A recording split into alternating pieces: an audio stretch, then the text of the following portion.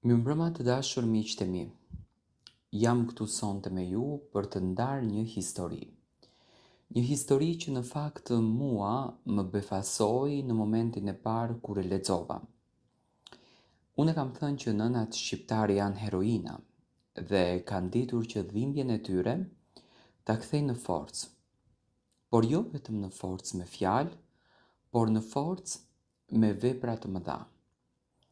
Historia që të ndaj me ju është historia e një nënës e cila ka fshehur kufomën e djalit të saj për një ditë dhe nuk e ka ndaluar dasmën e kunatit. Do me thënë, djali ka vdekur pikërisht në dasëm, ajo nuk e ka ndaluar dasmën, por nuk ka treguar, nuk ka nxjerrë fjalë se ka vdekur i biri. Rrëfimi fillon në këtë formë. Nuk ka dhimbje më të madhe në këtë botë se sa dhimbja e një nënës që mbyll sytë e djalit të saj për herë të fundit. Asnjë fjalë në jetë nuk e përshkruan. Asnjë lot nuk mjafton. Unë jam ajo nënë dhe këtë barë do ta mbaj deri në frymën time të fundit. Ishte mëngjes herët. Dita para dasmës së kunatit. Shtëpia ishte plot zhurmë, gra që hynin e dilnin, ushqime që përgatiteshin, qeshje falco, muzikë që dukej sikur mua më çante shpirtin. Djali im ishte në dhomë, i lodhur e i sëmur prej kohësh, por nuk u ankua kurrë. Jam mirë nën, më thoshte. Gjithmonë, edhe pse sytë e tij po shuheshin dita ditës. Hyra në dhomë për t'i çuar çaj. Ç'të shoh? E gjeta të shtrirë, i ftohtë. Në fillim mendova se po flinte. I thira në emër, asnjë reagim. Ja preka dorën, dora e tij ishte krejtësisht e akullt. Në atë moment, bota ime u shëmb krejtësisht. U lërita pa zë. Mu pren këmbët. Ula në tokë dhe përqafova trupin e tij pa jetë. I aputha ballin e i fola si e çmendur. Çou birë, mos më lër vetëm, edhe pak. Por ai nuk u zgjua më.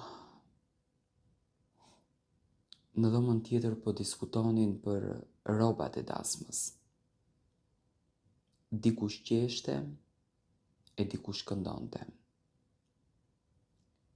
E djali im kishte vdekur dhe askush nuk e dinte.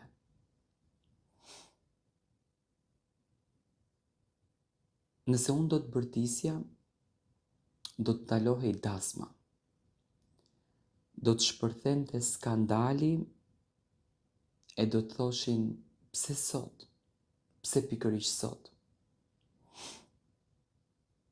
E mendova familjen. E mendova nusen e re. E mendova kunatin që e priste këtë ditë prej vitesh. Dhe e mendova veten. Një nënë e thyer që gjithmonë kishte heshtur për hir të të tjerëve.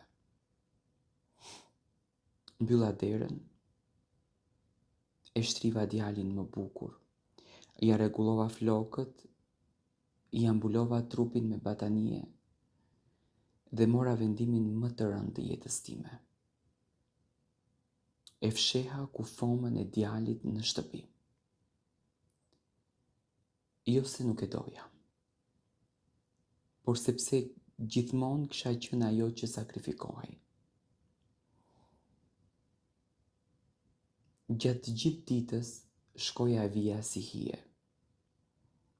Bëja si kur buzëqeshja. Askush nuk e kuptoi pse sytë e mi ishin të fryrë, pse duart më dridheshin. Sa herë dëgjoja muzikën e dasmës, ndjeja si kur dikush ma shponte zemrën me thikë.